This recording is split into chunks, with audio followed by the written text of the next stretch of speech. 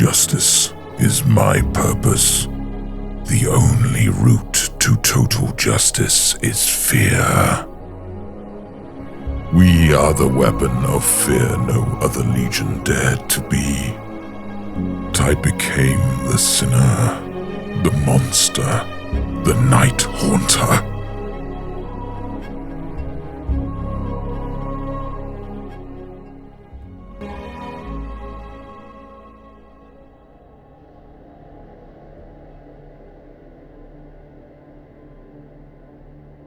These humans, their imaginations are strong.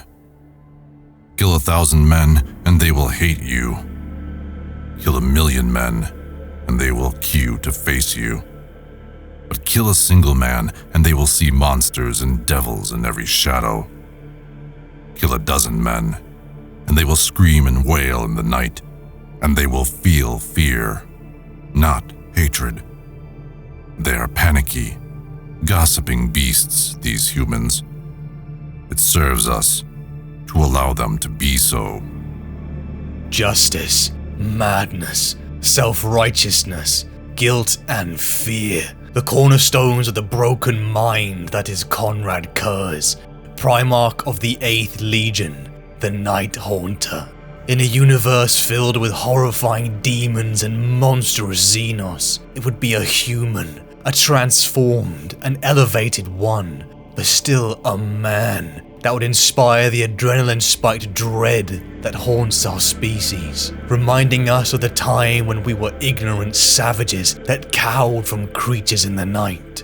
The legacy of the Night Haunter is a brutal, sadistic, fear-driven ethos whose scars reverberate all the way to the 41st millennium.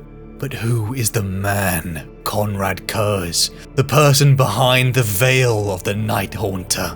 His story begins in the 30th millennium. Above a bleak and dark world, a gestation capsule roared down from the heavens, a comet blazing with fire and light, illuminating the near-perpetual darkness the planet was shrouded in. The capsule tore its way through the enormous hive city of Nostramo Quintus, plunging down into the depths, scarring the very Earth itself. The capsule's landing was so violent it even broke through the planet's crust, lodging itself deep underground. Emerging from the nearly obliterated capsule that still had the marks of claws on its burnt remains, a child opened his eyes for the very first time, finding only rubble. This child was special, elevated in a way he did not yet comprehend. His mind did not flutter to panic and fear.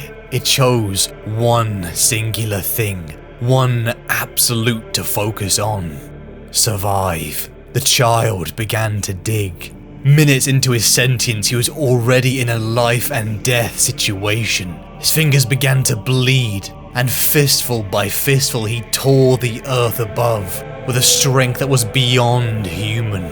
Bloodied and exhausted, the child broke to the surface, finding a near pitch black existence. The polluted air filled his lungs, and he was consumed by an overwhelming sense of hunger. He needed sustenance. His pitch black eyes found the closest living thing: a human. The child set upon the anemic, pale-looking thing before him, taking his first life and devouring his flesh, consuming the poor victim's brain. The young child saw something incredible.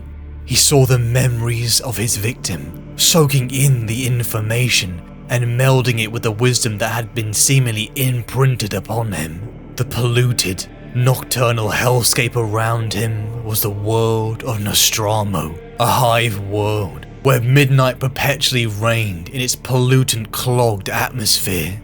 The geology of Nostramo was nothing short of priceless, as the world's unusual crust had unprecedented amounts of naturally occurring adamantium. Enormous Gothic hive cities dotted the surface, houses and factories stacked upon each other, miles high.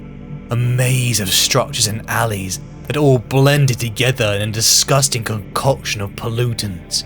that dripped down through the layers of civilization. To think about how daunting and overwhelming it would have been to be in the presence of this nightmarish place would have chilled you to the bone. He saw humans, things similar but yet not quite like him, pale-skinned people with pitch black eyes, much like the poor thing he had just devoured. From the moment he had opened his eyes, his brain had been filled with a catalogue of information. The child had understood his surroundings, technologies, and concepts to a level that was beyond an ordinary person. What he had seen was information. He was barely hours old into his sentience, and all he had known was the cold, exhaustion, hunger, and the dark. His framing for all of this came from that very first human experience he had. The perception of reality from his victim's brain, still warm in his gut. The corpse before him was a criminal. They had seen the people of this world, the wealthy families who lived at the very top of these mega structures, enjoying the only sense of illumination the world could produce. They were corrupted, brutal thugs, vile people whose grip on power was enforced by tyranny and pain. And as the further one descended the layers of this gothic hellscape, the more desperate and depraved it became. Gangs roamed the streets, stealing, murdering, violating the population who in turn had to steal, trick and lie just to survive. The population numbers of Nostramo was not kept down by war, sickness or murder, but in reality, self-erasure. No joy, happiness, or warmth reached a majority of the people on Nostramo. A life with no future, destined to be corrupted by sickness or murdered. The vision the child saw must have been sickening. To a person so naive, what would that do to you? It was all wrong. The child felt it was wrong. Even he felt it was unjust. All of it, a sensation that seemed to have always been there, roared in his mind. He needed to fix this, fix the world, fix the people. He wanted to make it right. He wanted to make it just. She couldn't stand it. She clamped her hands over her ears and stifled a scream. It was funny, given what she intended to do, that she didn't want to scream. Screams brought trouble. She craved a little dignity at the end. She sobbed quietly, saliva running from her mouth. Her eyes screwed up so tightly that they vanished. Her face swirled. She never looked her best when she was weeping. Arjas always said that, teasing her tears away. A laugh tried to rise at the memory. It choked off in a strangled competition with her sorrow. She didn't hear the door. She didn't hear the slice of bladed fingers, breaking every one of her locks with metallic snaps. The apartment had been burgled many times. They had many locks. The door was scarred from battery, kicked in, bashed in, broken with hydraulic jacks. The stealthy entrance was gentle compared to the boot that had put the panels through, or the blowtorches that had reduced the first lock to a puddle of metal. The entrance was conducted with the respect for the occupants. The intruder had been keen to inflict no more damage than was necessary. She was still weeping, and didn't see him when he bent over double to pull his cadaverous frame through and stand, willowy, yet hulking, his inhuman head brushing the ceiling. But she did smell him. His pungent odor overcame the awful reek of the air exchanger, a heavy smell, redolent of death. Her sobs died. She took in a hitching breath, removed her hands from her ears and turned to face the creature that had come into her sanctum. She kept her eyes closed for several seconds, listening to him breathe.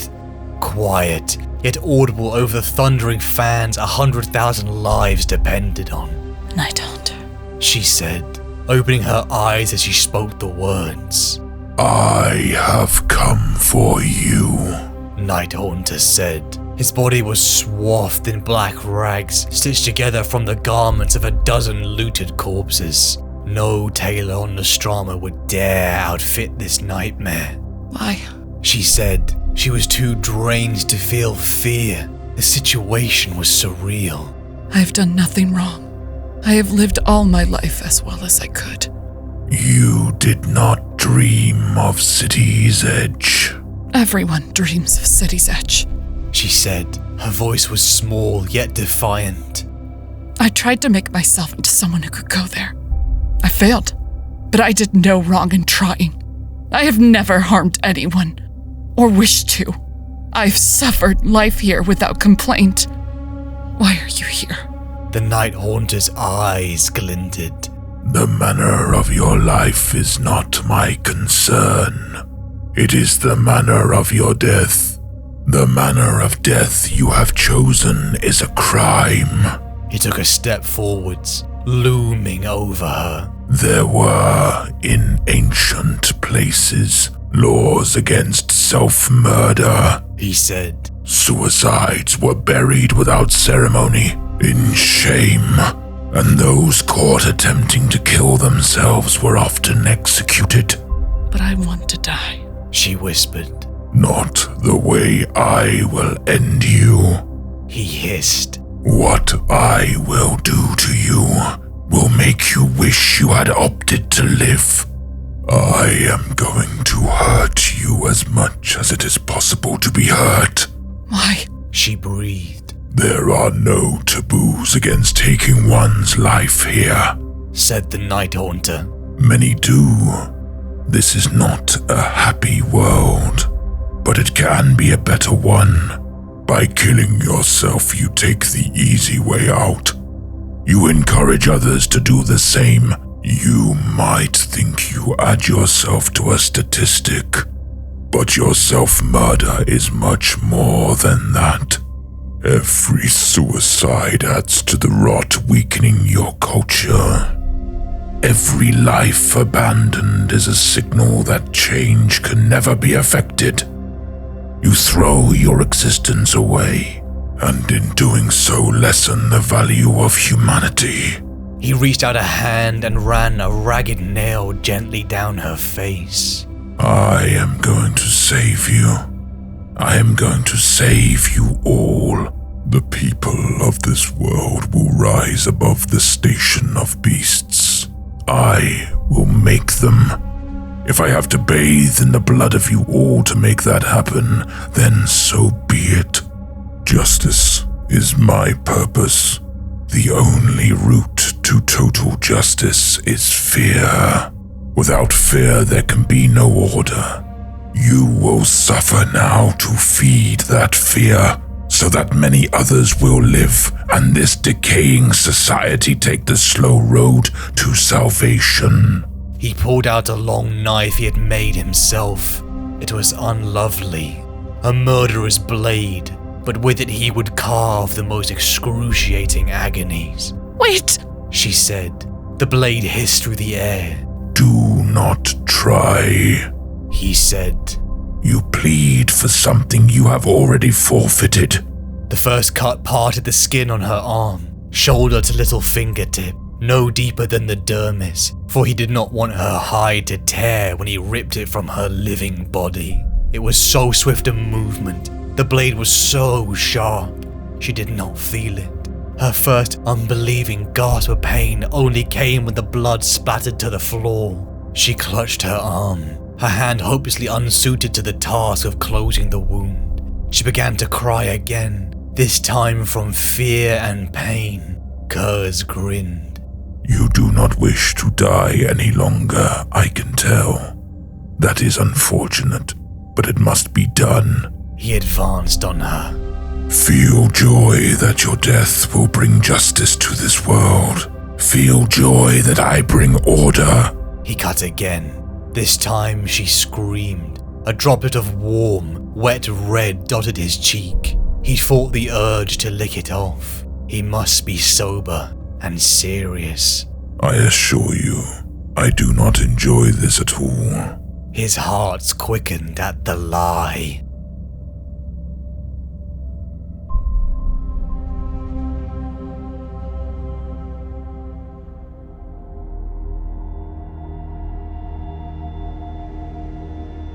an enormous, looming figure, larger than any man, with knotted muscle, long dark hair, and midnight black eyes roamed like a creature of nightmare amongst the streets of Nostramo Quintus. The boy had grown, faster than any other mortal, into an enormous man. His physical strength was incredible. His speed was almost too fast for the human eye to catch. His intelligence was fierce, but most importantly, his presence was earth-shattering.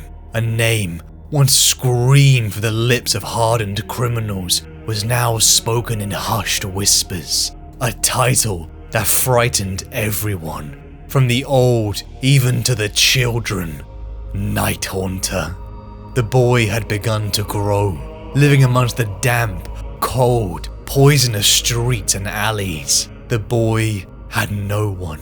Only the screams and cries of a tortured and beaten down population were his constant. His first interaction with other humans had been violent. Only hate and pain reached his feral heart. He began to watch, a creature hidden in the dark, observing the inhabitants of this bleak world. All the boy could see was a reinforcement of the vision he had seen, taken from his first taste of human flesh. The people on Nostramo were rotten. He saw horrifying acts, vandalism, thievery, and political corruption in all of them. As he began to hunt down more sustenance, he devoured more brains of the pale-skinned people, witnessing the miserable, crime-laden lives of all. He felt the need to correct it. It was a desire that was coded into every fibre of his being.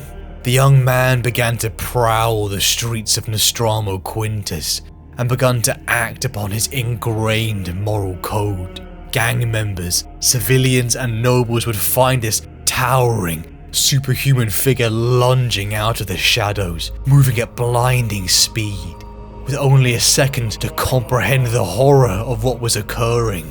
The young man tore them to pieces, feasting upon their grey matter. A never-ending cycle began to emerge. His consumption led to more visions, a looking glass into the crimes of his now dead victims. Names, locations, and accomplices were all laid bare before him. And so the hunt began again. A twisted moral code began to form.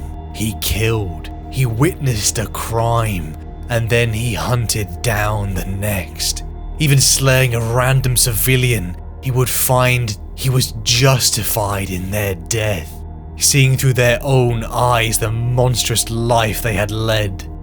The bodies began to pile up.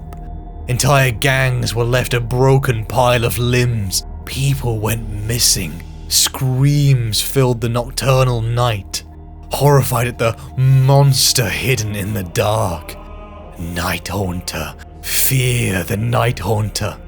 The young man's philosophy began to evolve over the years. More and more died at his hands, but yet the people didn't stop. Why? Surely they knew he would end them, yet they all did not change. The nobles were still corrupt thugs, the gangs still brutalized and tortured, and the poor still stole. The young man had felt this need to correct their behavior. In a way, he felt he needed to save them from themselves. He wanted to shape them, and this world into a just, serene place. How many times have you dreamt about shaping the world to your vision? That sensation of correcting all that is wrong in the world, to punish those who deserve it. The now enormous young man started to perfect his philosophy. He had learned so much in such a short time. He was a genius compared to those around him, and his observations of those panicky, gossipy beasts that was humanity helped him perfect his tactics. Hunting down his victims, the Night Haunter saw how humans screamed, how their hearts raced uncontrollably. Some wept, and some were too paralyzed to move. to see this enormous dark-haired man, midnight black eyes looming over you, with a voice that triggered despair in the very depths of your soul. How brave would you be? He saw how compliant the scared little creatures before him became, as their death was moments away. Fear kept them in line, too afraid to go outside, too afraid to commit the crimes in case the Night Haunter was prowling. But murder, dismemberment, and desecration was nothing new to the people of Nostramo. Their fear of stepping out of line had to be greater than the prospect of just death. The enormous young man began to ramp up. Victims would be hunted, finding those around them torn apart. They would catch a shadow moving out of the corner of their eye. He wouldn't let them sleep. For weeks the fear would build, cascading into a full-blown manic state. The Night Haunter was coming. He knew what you had done. He knew your sins. At the moment of frenzy, when all around knew that you were walking dead, there he was, the figure of nightmare. In his clutches, death was a release begged for by his victims. Weeks upon weeks of slow, grueling torture. He broke the body and mind, broadcasting the screams and cries for all to internalize. And then the criminal would die. Justice. Crime was binaric, black and white. He did not care why someone broke order, what age they were. It only mattered that they did. It was discipline, without any human nuance. No one had ever taught him, but most frightening of all, he enjoyed it.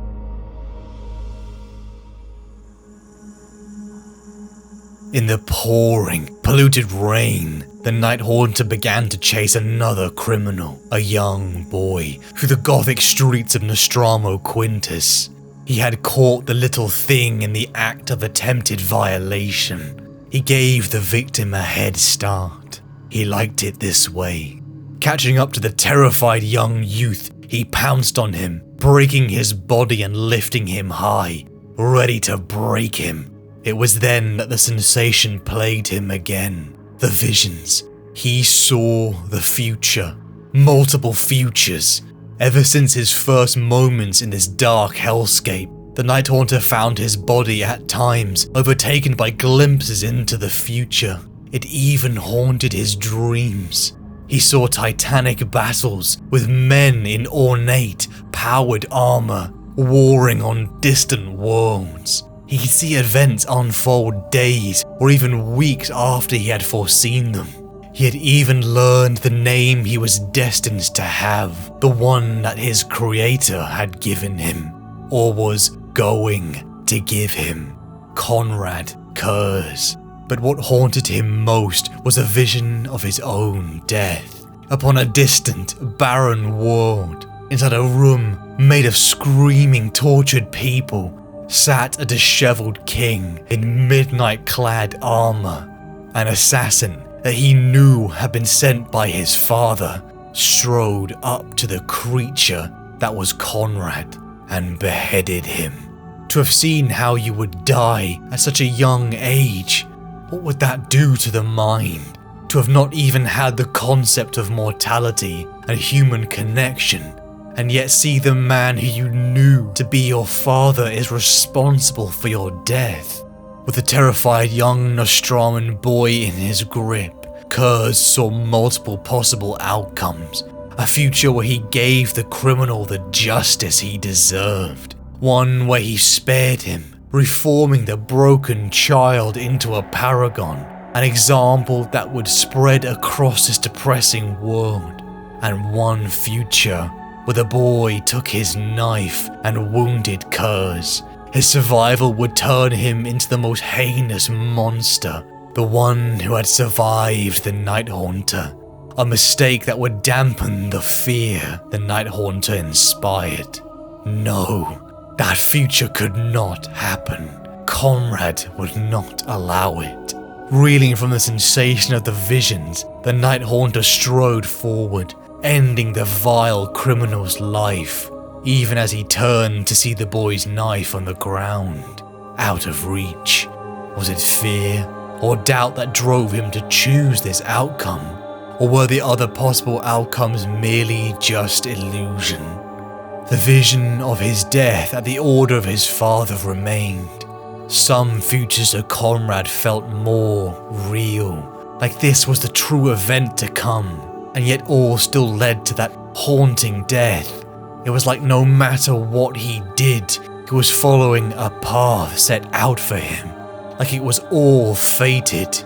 Each act of justice was a predetermined event. Each choice, each grueling torture was fated, and Konrad was just riding the path created for him. He had no choice.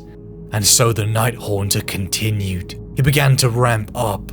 Criminals of all ages, even those whose crimes were petty at most, found a dark spectre hunting them. Weeks of anguish followed by a death so haunting it scarred the living of Nostramo, becoming a very silent place. Ascending to the very heights of the Hive cities, Konrad presented himself before the terrified nobles, begging them to kneel and follow his law or be destroyed. Some never left that council. The rest knelt before their master. A dark king had risen. Falling in line to the superhuman Night Haunter, Konrad began his reign of justice, utilizing the vast communication network of the Hive cities. The capture, death, and torture of criminals was cast throughout the cities, all mandated to witness the justice taking place. But this reign of dread was not solely a barbaric one. Corruption was eliminated. Illumination was brought to the previous crime-laden depths. The people did not starve. A living wage was mandated. No one was the victim of crime either. It was Konrad's serenity. Millions of people lived healthy, safe lives, but in uncompromising, unnerving silence. Families sat at home, dreading to speak, not to mistakenly incur the gaze of the Night Haunter. Decades passed, and Nostramo had been transformed. Not a single crime had been committed in living memory, but everything would change on the day that Konrad knew would come to pass, a day he had seen in his prescience. At the borders of Nostramo, the Great Crusade had arrived. Descending from the dark skies like a shining beacon, an army landed. The procession made its way through the illuminated clean streets, all the way to the Night Haunter's palace. The pale-skinned, dark-eyed Nostramans wept. The majesty, such perfection. Some even went blind. Standing before the Dark King, Konrad finally lay his true eyes upon his father, the Emperor of mankind.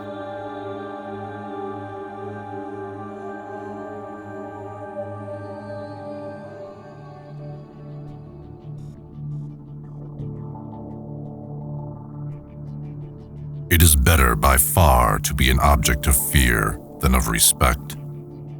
For one is a truth of the soul, and the other an illusion of the mind. You understand now, for them and for all enemies. Yes, I wanted to be ruthless. Let fear enter in them once and for all, because only with terror could I change anything in this world. Curze! Never once had Rogal Dorn called him by his forename. Brother, He had replied. Throne! What are you doing here? Demanded Dorn, his normal, affable tone swallowed in the depths of his outrage. A phalanx of golden-armed warriors followed their lord, and Curze had immediately sensed the tension in the air.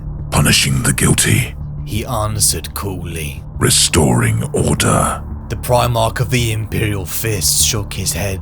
This is not order, Curze, it is murder. Command your warriors to stand down. My Imperial Fists will take over this sector. Stand down, said Curze. Are they not the enemy? Not anymore, said Dorn. They are prisoners now, but soon they will be a compliant population and part of the Imperium. Have you forgotten the Emperor's purpose in declaring the Great Crusade? To conquer, said Curze. No, said Dorn, placing a golden gauntlet on his shoulder guard. We are liberators, not destroyers, brother. We bring the light of illumination, not death. We must govern with benevolence if these people are ever to recognize our authority in this galaxy. Curze flinched at the touch, resenting the easy friendship Dorn pretended. Bileless anger bubbled invisibly beneath his skin, but if Dorn was aware of it, he gave no sign.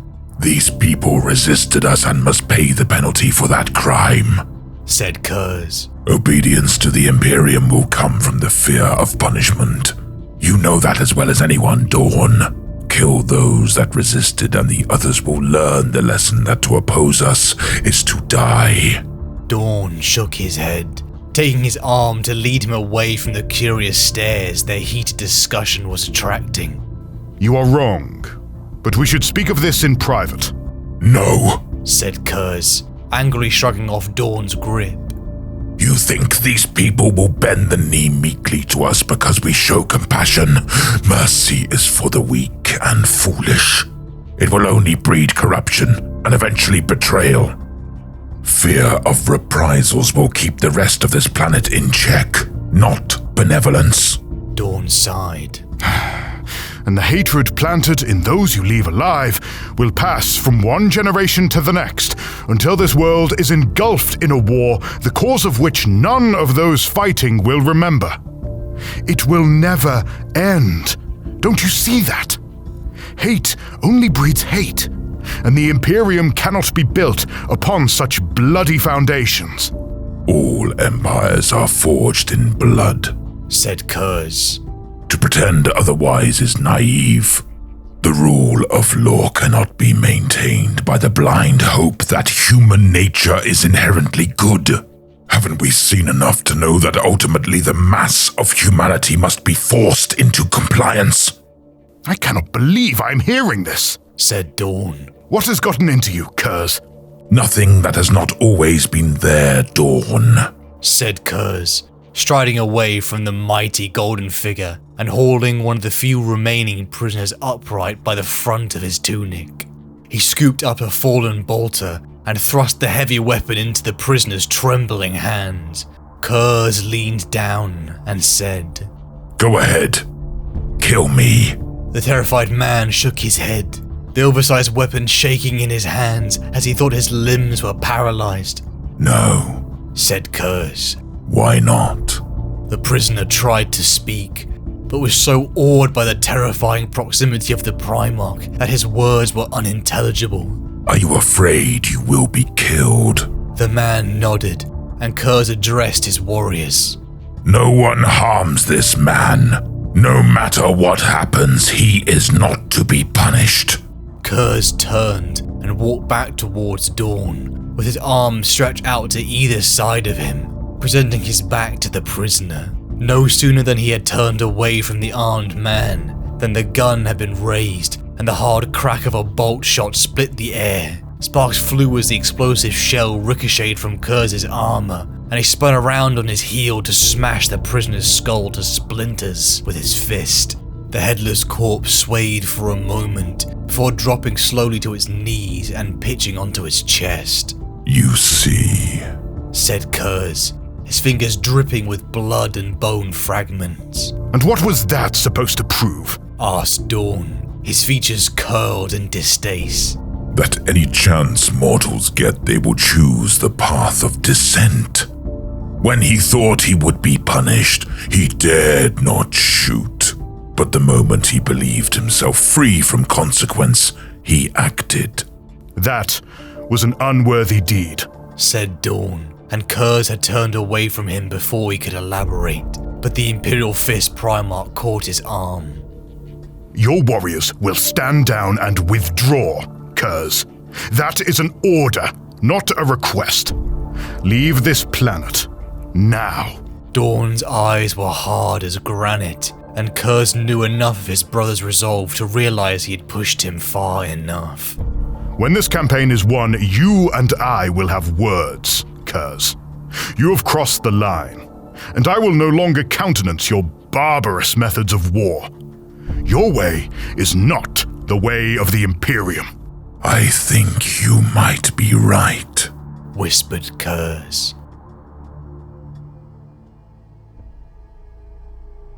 Look out at my father's Imperium. Do not unroll a parchment map or analyze a hololithic star chart. Merely raise your head to the night sky and open your eyes. Stare into the blackness between worlds. That dark ocean, the silent sea. Stare into the million eyes of firelight. Each a sun to be subjugated in the Emperor's grip. The age of the alien, the era of the inhuman is over. Mankind is in its ascendancy, and with 10,000 claws we will lay claim to the stars themselves. The Great Crusade, the reconquest of the galaxy, the unification of the race of mankind. Meeting his father at the steps of his Nostraman palace, Konrad was overcome by his prescient visions. It was so violent and horrifying that even he, a Primarch who had butchered and tortured thousands of people, tried to claw his own eyes out.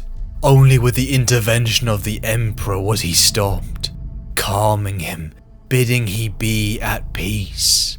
The Night Haunter, also like playing a role, acting out what was destined to be, submitted himself before the Emperor, pledging his loyalty. Like all Primarchs before him, Konrad did not join the legion that had been created from his own genetic material. He began his induction under his brother Fulgrim, Primarch of the Emperor's children. Of all the brothers that strode through Nostramo on that fateful day, it was Fulgrim alone who had the decency to look him in the eye. Konrad began to pick up the information and battle doctrine at frightening speed. The gift of his superhuman genetics showing just how elevated he was, despite his somewhat barbaric origins. Fighting and learning by Fulgrim's side, he saw how the Imperium fought, how Astartes fought. He saw how Fulgrim used his legion as a symbol. Paragons decked out in ornate, beautiful armor. He saw the power of imagery. With his tutelage coming to an end, the first recruits drawn from Nostramo had been raised up, elevated to Astartes, and finally the Legion, Nostramans, and Primarchs were merged. The 8th Legion, now the Night Lords, were ready for the Great Crusade. Like all Primarchs, Konrad began to mold his legion, teaching them the aximons he had created, the mixing of his personal philosophy with the logistics of warfare. It is far better to be an object of fear than of respect, for one is a truth of the soul, and the other an illusion of the mind. He taught his sons to become icons of fear. Fear is the greatest of all weapons. Fear will cow a world where guns will not. We spill blood to save blood. Why use terror? Terror is a clean blade. Its cuts disarm opponents without doing them harm. Terror is the friend of compliance. The few must die in pain so that the many can live in peace. Fear is the road to civilization.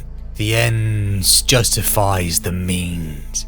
Even on those cold, damp, rotten streets of Nostramo, Konrad had burned into his core that sense of wanting to make the universe right, perhaps the way the Emperor had made him. He had learned that these panicky, gossipy beasts that was humanity needed to be shepherded. he truly did believe in a united humanity, a universe purged of xenos and mutants, a serene utopia where fear kept the rabble in line. You understand now. For them and for all enemies, yes, I wanted to be ruthless. Let fear enter in them once and for all, because only with terror could I change anything in this world. The 8th Legion became a force of terror. Konrad and his sons molded their armor into wicked shapes, displaying flayed skin and skull trophies like medals. They utilized horrific sounds, screams that would disorientate and spark dread. His sons became the tools, the extensions of his teachings. Legends such as Zo Sahal, Shang, Fel Zarost, Talos, and his most favored son, Sevatar. World upon world, all proud and brave in the face of conquerors, did not understand what was coming. The Night Lords, the Night Haunter. Upon entering the war zone, they wouldn't attack. The defenders' brave chants and boasting, rising like a crescendo until they realized the truth. Captives had been taken. Their screams of agony was broadcasted for weeks. The panicky, gossipy beasts would start to dread the night, alone with the bone-chilling sounds. And then they came. Superhuman warriors, in midnight clad, covered in still warm blood, led by an enormous figure that invoked our primordial fears. You can imagine the absolute bone-rattling dread that would grip you, looking at the sea of monsters approaching. The surrender always came quickly. World upon world fell to Konrad and the 8th. So many had been spared death, but many of his brothers decried his way of war. Dorn tried to reason with him, telling him that the hatred planted in those that lived would pass on from generation to generation until the worlds it would be engulfed in a war that the cause of which none of those fighting will remember. It would never end. How could he not see that? But it didn't matter. Terror is the friend of compliance. So long as they were afraid, humanity would be compliant.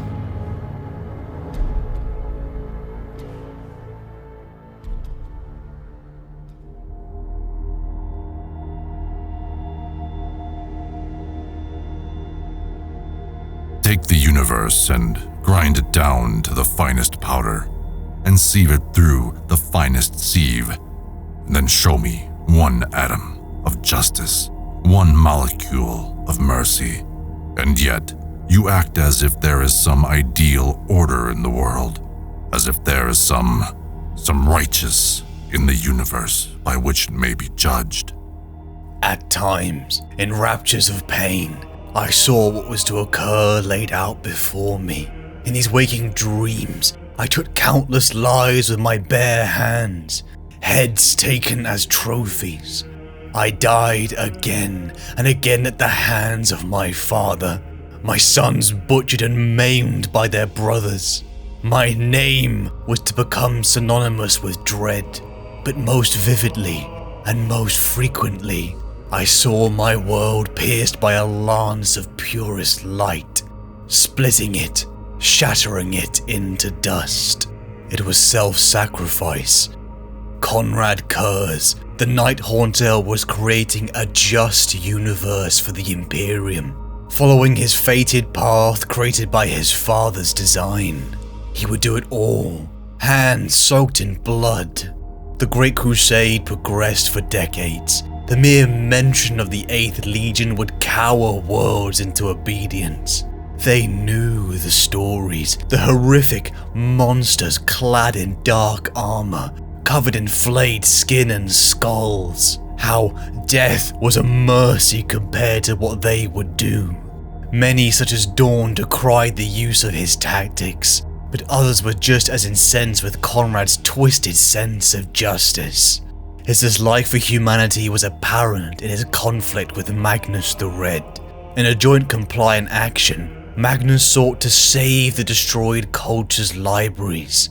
The knowledge could be saved, used to aid the Imperium, but Konrad refused his brother's wishes, ordering a bombardment to destroy the last remnants of a defeated culture. What good did the knowledge of other worlds do for Nostramo? Learning of brighter places, civilizations with happy, compliant people. Knowledge for Magnus was freedom, a concept the Nighthaunter hated.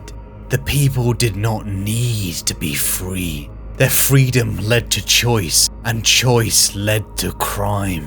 Freedom challenged the Nighthaunter's justice. Though he despised the Emperor, his father, he still believed in a just society of humanity. It was the interpretation of that which drew the ire of so many of his brothers. Take the universe and grind it down to the finest powder and sieve it through the finest sieve, and then show me one atom of justice, one molecule of mercy. And yet, you act as if there is some ideal order in the world, as if there is some righteousness in the universe by which it may be judged. Konrad had seen how effective, how transformative his justice worked on Nostramo, that depressing hellscape. To cower and control that vile population, he had learned that only an absolute black and white system, something that disgusted his brother Vulcan, Primarch of the Salamanders.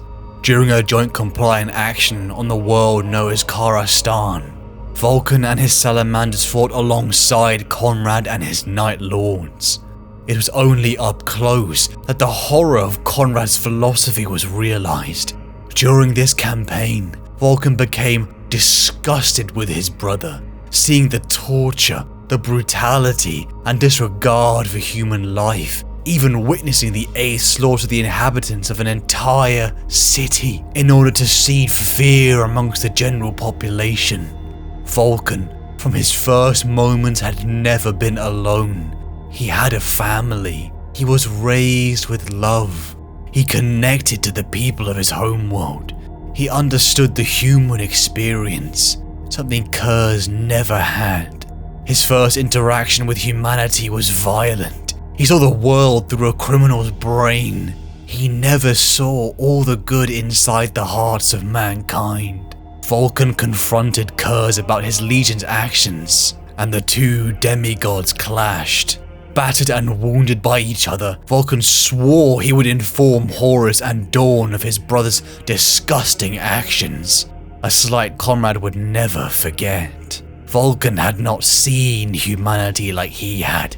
His sense of justice was naive. After decades of warfare against numerous Xenos species and lost colonies of mankind, the 8th Legion had cut a bloody swath across the galaxy. But the cost of decades of warfare came full circle to the Legion. Absent of the Nighthaunter, Nostramo began to fall into its old ways. A coup had been launched. The old, corrupt noble families, generations who had lived on a world devoid of the Nighthaunter's presence, had overcome their fear. For decades, the bravest, brightest minds on Nostramo had been taken, inducted into their Dark King's Legion. With the regime change, the dregs and damned, the boys who were unredeemable, languishing in prisons, were offered up. Men who were mirrors of the very criminals the Nighthaunter had hunted were now transformed. They were now in midnight clad. Fear was their weapon. But slowly the Legion began to rot, filled with legionaries who turned their weapons into sadistic delight, butchering and torturing for the enjoyment, something the Nighthaunter would have to cleanse. Sevatar had never met the Raven Lord, only seen him from a distance, and he had never seen the Nighthaunter and Korax side by side. It was said they were brothers, cast in the same mold, and truly the similarities between them were astonishing. Their skin shared death's pallor, their eyes were sinister orbs of ink, the Raven Lord's completely black, The Lord of Murder's barely less so, only a touch of white either side of his enlarged pupils. Both carried talons of steel, both evoked winged creatures of darkness, one Chiroptian, the other avian. Both were masters of the dark. Their facial features were markedly fraternal. Long, thin noses, narrow faces, high cheekbones, sharp chins, jet black hair. The differences were starker for the similarities. Curze was filthy and stank of blood. Corax was clean, his armor polished, but it was their expressions that they diverged the most. Corvus Corax bore a perpetual light frown, an expression of such utmost seriousness it strayed into caricature. Curze's face changed constantly, small ticks, transforming it from arch knowingness to wild-eyed threat. Signs of the incipient madness that, even then, Sevatar was becoming aware of. The possibility of violence turned the air to glass, which any sudden movement might shatter. Two lords of men, one midnight clad, the other armored in shadow, stared at one another. Distant rumbling sent dying tremors through the building. As the bombardment moved on to the other districts, Corax broke the silence first. "What is the meaning of this, my brother?" he said, gesturing meter-long claws at the mess of the slain. "What happened to your warriors?" Unable to help himself, the Night Haunter snarled. He caught it and turned it into a mocking smile, but not before all present had seen his anger. He was a predator challenged by something just as dangerous. For a moment, KONRAD CURZE exhibited weakness. I happened to them, said Curze evenly. Corax looked over the ruined flesh in the room in disbelief. "What have you done?" Curze smiled blackly. An internal dispute, Lord Corax. He said airily. A legion matter that I have resolved. You must understand there are many criminals in your legion also. You have your ways of dealing with those who stray too far from the bounds of good conduct. He poked a blade of mercy through the shattered eye lens of a helm and held it up for Corax to see. This is mine. Corax's eyes lingered on the blood staining Curze's chin. "Then perhaps you could tell me why you are bombarding this already compliant sector." This Raven Lord has fought most of his brothers.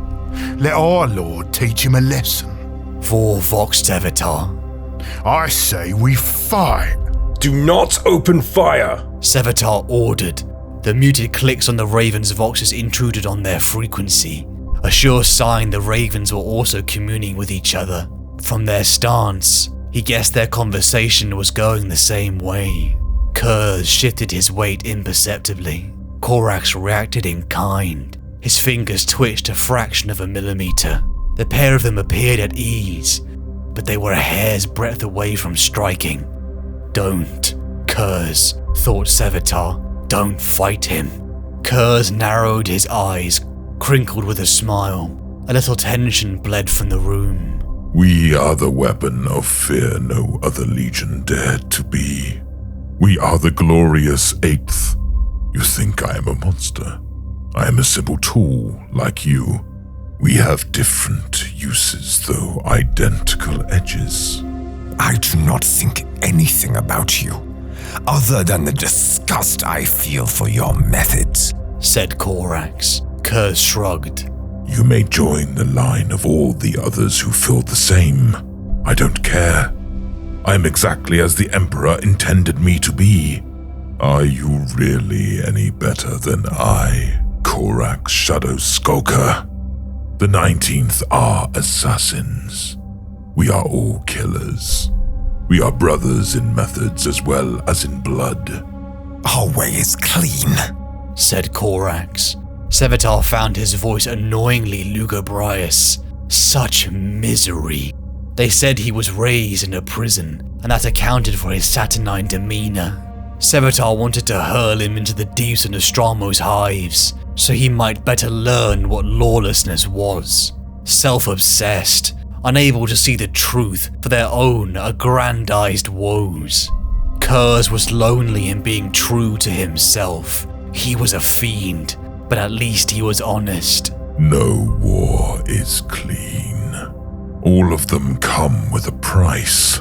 Curze continued. Some are more obvious than others, that is all, and the price must always be paid. Curze sighed, shrinking into himself, bored. War's reckoning awaits you. Do you wish to know the cost? Corax's black, unreadable eyes rested on Curze for several seconds. I will return to my ship. Stop this bombardment. The conquest is falling behind schedule. We risk turning the population further from the Emperor's light. I think you'll find them most pliable when I am done, said Curze. My Lord Curze. Sevatar said stiffly, and severed the Vox. My Lord Night Haunter. What are your orders? Sevatar asked the question as neutrally as he could, belying his concern that the answer might result in a command to hunt down their allies. Let them go, said Curze sadly. Now is not the time for us to kill our brethren.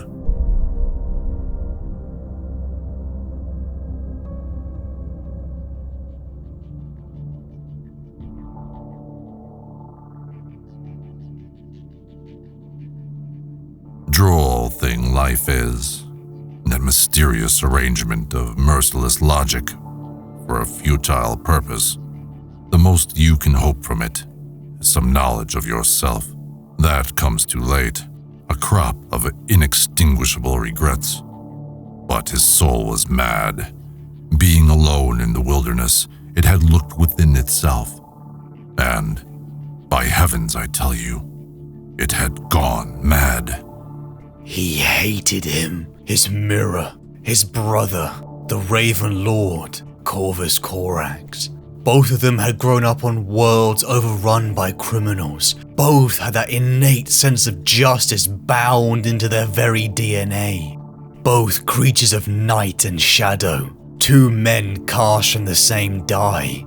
But Konrad hated him. Hated how Corax was lauded and accepted. The Raven Lord had incinerated a world in his rise to the role of Primarch. Millions dead, but yet he was chastised for torturing thousands. Why did his father, the Emperor of Mankind, not give him a path like the Raven Lords? The journey Konrad was following filled him with resentment, because after a near century of constant warfare, the cracks were beginning to show. His soul was mad. Being alone in the wilderness, it had looked within itself, and by heavens, I tell you, it had gone mad. Alone, in the shaping of his moral compass, devoid of human love, the superhuman demigod KONRAD CURZE, for all his elevation above the mortal man, he was still human.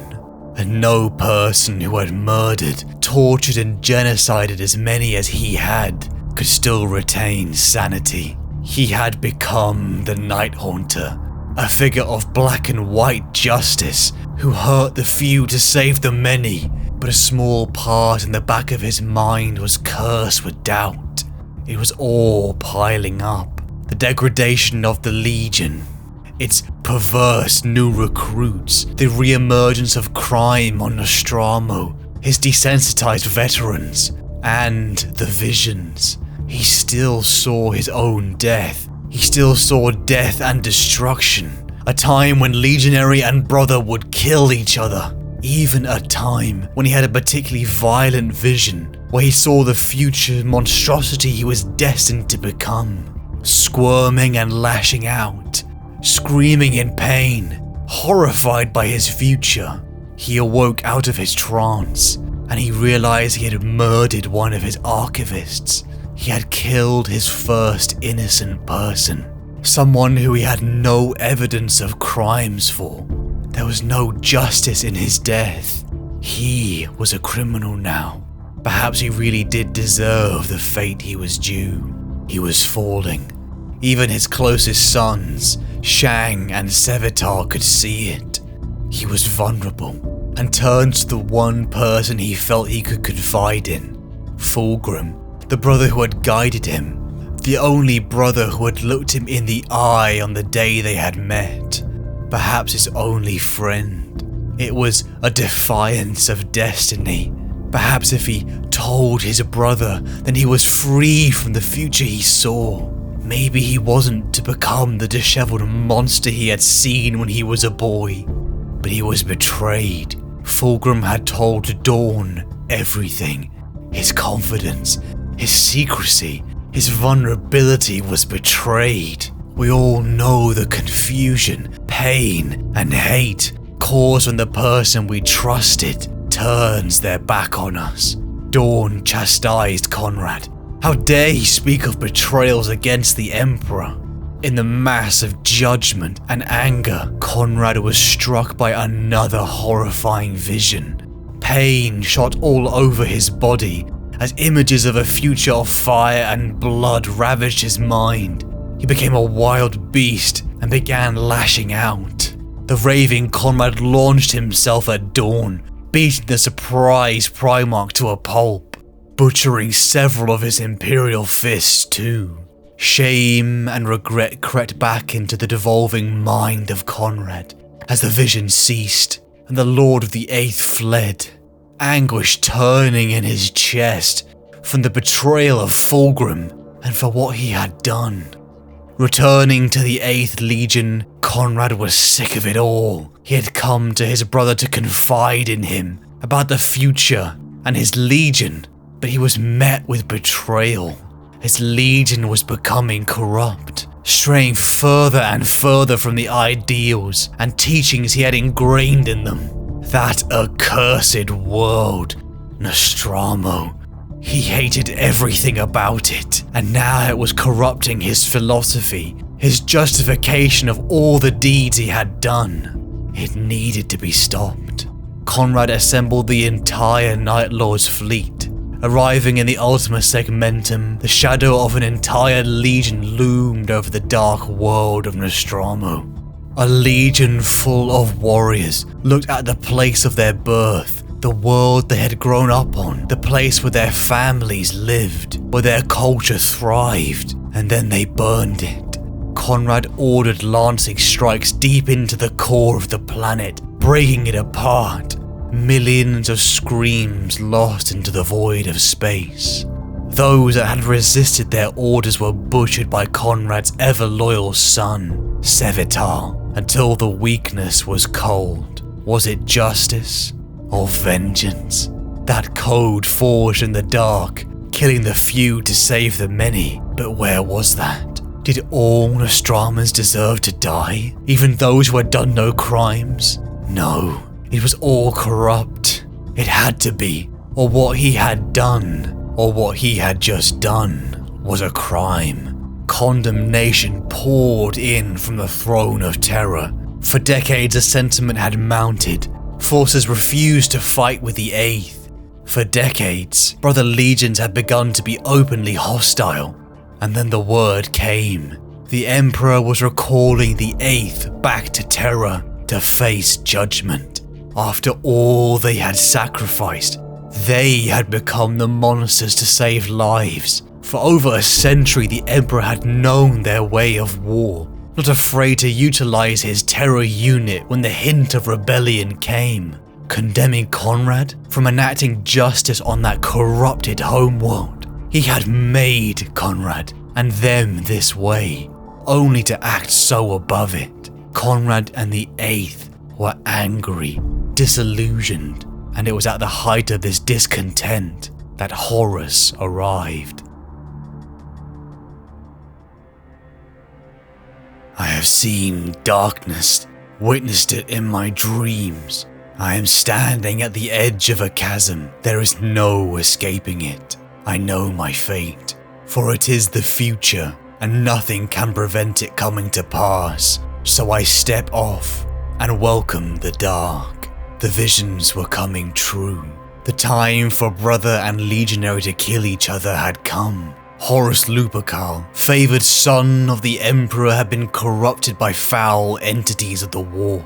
Dark gods, created from the negative emotions of sentient life. Horus came to Konrad, whispering sweet words, designed to target the ego and anger the Eighth was feeling. Something Konrad knew was unnecessary. He had seen his betrayal of the Emperor. His prescience had shown him. He had no choice but to join the rebellion. It was destined. Upon the world of Isfahan 5, brothers clash in a battle so violent that to bear witness to the cacophony of death would destroy your sanity. The Salamanders, Iron Hands, and Raven Guard, retreating to their allied lines, wounded and beaten, hailed for their reinforcements, but a cold, eerie silence met them. And then the tension was finally broken. The Word-Bearers, Alpha Legion, Iron Warriors, and Night Lords open-fired. Konrad and his sons tore into their fellow Astartes, ripping them apart. Amongst the heat, smoke, and blood, Konrad was slaughtering the loyalist warriors of the Emperor. To witness his speed and prowess was like death itself, reaping souls. His sons around him screaming the battle cry that had originated from his favorite son, Sevatar. Death to the false Emperor. It was then that Konrad found them, his brothers. Seeing Lorgar, that weakling priest, impaled on the claws of the ones he hated most, and he chose to intervene. Two black, pitless eyes met each other. The two brothers, cast from the very same die, locked their power claws together. It must have felt good to see the one who had looked down upon him shattered and wounded, confused by the betrayal. The Raven Lord, Corvus Corax. Wounded and deep in enemy lines, the Raven Lord made his choice and retreated, a decision that would haunt him forever. The battle had turned into a massacre, one of the greatest defeats the Imperium would ever know, but the sensation of victory was slightly tainted. Amidst the violence and betrayal, the 8th Legion had seen something unnerving. They had seen how some of the Word-Bearers had transformed into nightmarish creatures, and Lorgar Aurelian wreathed in a vile psychic flame. There was something unclean about them. Konrad, Sevatar, and the Night Lords were beginning to see that there was more to this rebellion. Konrad's disgust at his brother and fellow conspirators was quickly overshadowed by an invaluable prize. Vulcan, the Primarch of the Salamanders, unconscious. The brother who had condemned him decades ago during the Great Crusade found himself strapped to the torturer's table. The sight of Konrad to Vulcan filled him with disgust. The disheveled mess that was his brother looked awful. He was filthy, covered in dried blood. He was prone to twitching and muttering to himself. His features appeared even more gaunt. Was he speaking to Konrad or the Night Haunter? Konrad began to brutally torture his brother, occasionally hearing whispers in his head, at times succumbing to more violent visions in between decimating his brother's form. Konrad had been created a monster. His father had made them all like this. If only the oh-so-proud Vulcan would admit it. If Vulcan had been in his place, he would have done all the same vile acts he was condemning him for. Konrad's horrific torture of Vulcan ramped up. Physical and psychological pain that even a Primarch couldn't endure, placing him in situations where he was forced to take innocent life against his will. Were these people even criminals? Konrad's mental state was declining. He would twist scenarios where empathy and kindness was shown into unwinnable death games. Perhaps his soul was mad. Vulcan was the most human of all their brothers. He represented all the goodness in humanity, something that, if acknowledged by Curze, would call into question his horrific acts, because then he killed people. not the panicky criminal beast he made them out to be. And Vulcan had to turn, had to show his true nature, that he was a monster deep down, because if he wasn't, then Curze had chosen to be one. His mind was devolving further, his frustration fueling the degradation, until finally he snapped, killing his brother in rage. But to his horror, Vulcan began to regenerate. Vulcan lived. Konrad's sanity snapped. Unable to deliver death, the punishment in his form of justice, it made him scream, combined with the fact that his father had gifted Vulcan with immortality, whilst he had been born a monster. Konrad began to kill Vulcan again and again. Was it justice, vengeance, or anger? It was lost in the maelstrom of madness. After months of mind-numbingly brutal treatment, Vulcan escaped, beating Konrad into an inch of his life, and then worst of all, sparing him, giving the monster his pity. The crumbled, broken mess that was Konrad did not have long to wallow in his haze. The War Master Horus had ordered the 8th Legion to the eastern fringes.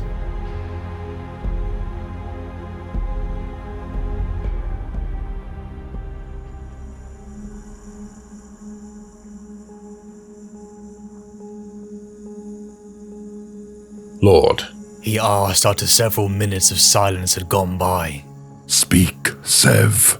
why do you hate us? He asked it quietly, carefully, with no hint of offense or malice. The words still stopped Curze in his tracks, causing him to turn. The long blades curving from each of the Primarch's knuckles reflected the golden light of the Emperor's halo. Several streets away, What? Sevatar spoke just as casually as before. Why are you the only Primarch to hate his Legion? What have we done to you? Curze smiled, barely. I spoke with Angron and Lorgar not long ago. They told me of their purges, cleansing the untrustworthy elements from the 12th and 17th. I laughed when they said it, at the sheer absurdity of the idea. They knew exactly when to stop the killing of the weak, the treacherous, and the corrupt within their bloodlines. I wouldn't even know where to begin culling mine. Sevatar snorted in dismissal. On any other day, such words might hurt my feelings. Look around you. Curze said. You were born on this world. You grew to adulthood here just as I did. The Emperor praised me for my rule over this world. Even Fulgrim admired it. A model of compliance. An obedient world, they said. Were my people happy? Did that even matter? I made these people human despite their feral drives. I made them civilized despite their baser instincts. I raised them above the level of beasts. That was my responsibility to them as a superior being, and I fulfilled it. Curze looked to the grey spires, rising in every direction, and the frozen smog from the foundries and manufactorums, veiling the spire tops in a haze of pollutant smoke. And see how my people rewarded me. I was gone only a handful of years before everything soured. My own homeworld poisoned my legion with recruits who were worthless as soldiers, violators, murderers, thieves, the scum, the dregs, the detritus. Sevatar almost laughed. Sire, you are no different. The Legion is disorderly and vile because it's cast in your image. No. Curze drenched the single syllable in regret. No, you don't understand. I've never claimed to be perfect, Sevatar. But I became the sinner, the monster, the night haunter, so my people would never have to. And look at the result. Look at the recruits from Nostramo, less than a decade after I departed. Look at the filth they sent me. Look at the disgusting dregs of humanity my own apothecaries infused with my genetic material and reforged into transhumans. The 8th is poisoned, Sev. Generations of men who are murderers in my image, yet devoid of my conviction. They are killers and abusers because they want to be, not because someone had to be. The end result is the same, said Sevatar. Fear is the weapon. Fear is supposed to be the means to the end. Look at the bloodshed my legion has wrought these last years. Even before the crusade was done, fear became the end itself. It was all they desired. They fed on it. My sons were strong, so they bled the weak for their own amusement. Tell me, Captain, where the nobility is in that. Where is the nobility in any of this? Sevatar gestured to the streets of Nostramo Quintus around them. You can claim a savage nobility, Father, but this is far more savage than noble. Curze's pale lips peeled back from his filed teeth. There was no other way. No? Sevatar answered his father's snarl with a grin. What other ways did you try? Sevatar. Answer me, Father. What politics of peace did you teach? What scientific and social illumination did you bring to this society? In your quest for a human utopia, what other ways did you try beyond eating the flesh of stray dogs and skinning people alive? It was the only way. Sevatar laughed again. The only way to do what? The only way to bring a population to heal? How then did the other Primarchs manage it? How has world upon world managed it with resorting to butchering children and broadcasting their screams across the planetary voxnet? Their worlds were never as serene as mine was. And the serenity of yours died the first second your back was turned. So tell me again how you succeeded. Tell me again how this all worked perfectly. Curze was on him in the time it took to blink. The Primarch's hand wrapped around his throat, lifting him from the ground, stealing his breath. You overstep your bounds, First Captain. How can you lie to me like this? Sevatar's voice was a strangled growl. How can you lie to yourself? I stand here inside your mind, witnessing a theater of your own memories.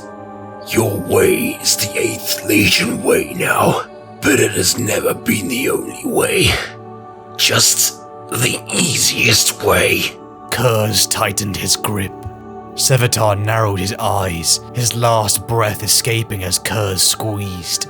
You enjoyed this way? The captain hissed. You came to love it, just as we all did. The power, the righteousness. Curze released him. Sevatar crashed to the ground, his armor joints snarling as his ceramite scraped the rockcrete. Son of a... He trailed off, catching his breath. The son of a god.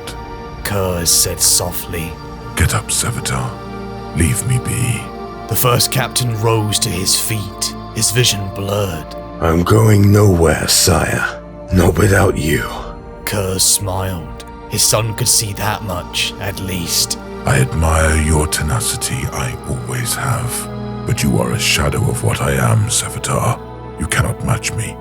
Go. Sevatar filled his lungs, the sterile air viciously cold as he drew it in.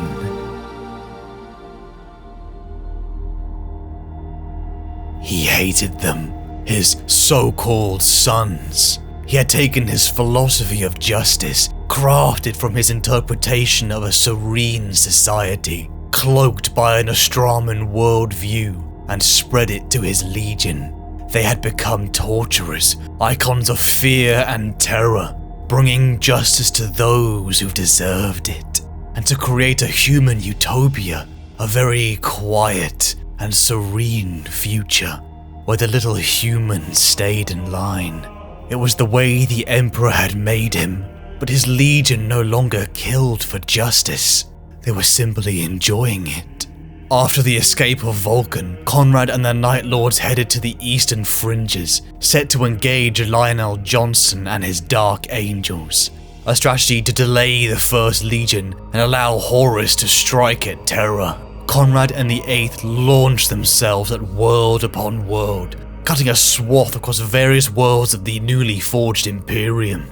Populations of billions would find their skies darkened by supposed allies, only to realize the horror when warriors in midnight clad started butchering them. KONRAD, fulfilling the path he had seen in his prescience, slaughtered and killed without restraint, witnessing his so-called sons enjoy the slaughter and torture, but he did nothing. He saw no path where fate made him intervene. He just watched and judged. Even when he would snap and kill innocents, it was different for him. He justified it. Any who had died were destined to do so. His father had made him this way. His father had crafted his fate, so it was his fault. Their blood was on his hands. But the slaughter was not unchallenged. The Lion and the Dark Angels for years chased the 8th Legion. Hundreds of battles were fought in the ashes of ruined worlds, as legionaries butchered each other. The Thramas Crusade was raging across the eastern fringes for years, until KONRAD finally bade the Lion to meet face to face on the barren world of Tusolga. Descending down to the surface with just an honor guard, the two Primarchs met face to face. To see the two superhumans side by side was incredible. One the chiseled face of Terran perfection, the other a gaunt, dark king, both intimidating, but yet awe-inspiring. The sight of Curze shocked the Lion. His appearance reflected the heart within. A disheveled, pale, gaunt man stared back at the Lion, showing a murderous smile with filed teeth. The brothers spoke, Curze attempting to convince the Lion of the truth, that their father was a liar, a manipulator, that this rebellion had revealed his hypocrisy, that Horus had shown him the secrets of the warp. But he did this in vain. He had seen that he would not sway his brother. A genuine sadness emerged from underneath his mad features, a tragic glimpse of the person, of KONRAD, the man behind the Night Haunter.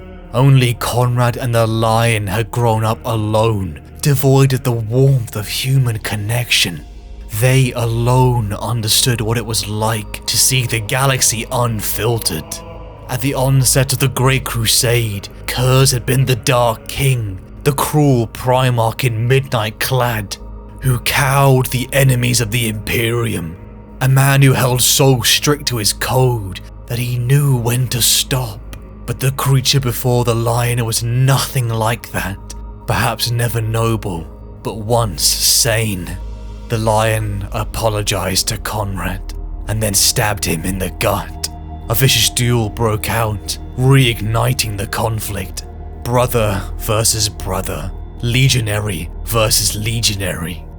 For years the conflict continued, until KONRAD and the 8th found themselves caught in a Dark Angel's ambush. KONRAD was captured after a brutal duel with the Lion.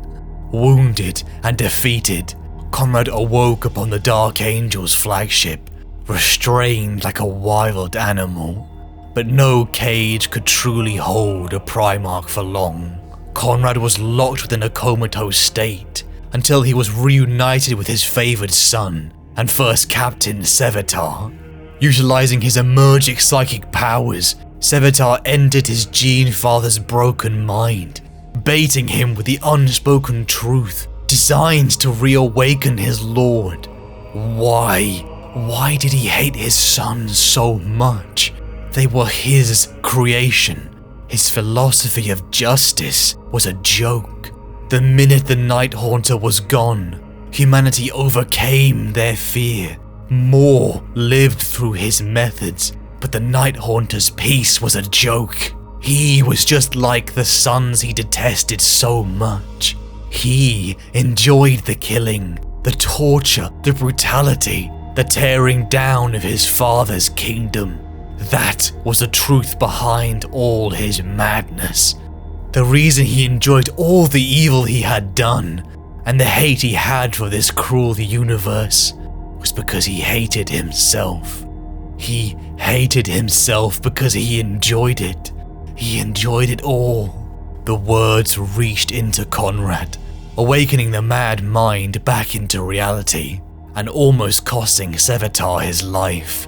Even with all the hypocrisy and dressing down of his Primarch, Konrad's son was still loyal, perhaps both a traitor and a fool. Darting off into the bowels of the Dark Angel ship, once again Konrad became the figure of terror in the shadows, hunting the Dark Angel just like he had stalked the population on Nostramo. But it would all change soon. Sailing to the only beacon of hope, the Dark Angels arrived above Macragge.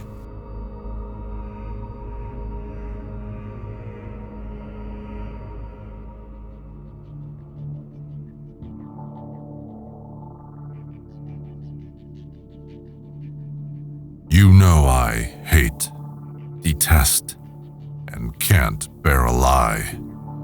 Not because I am straighter than the rest of us, but simply because it appalls me.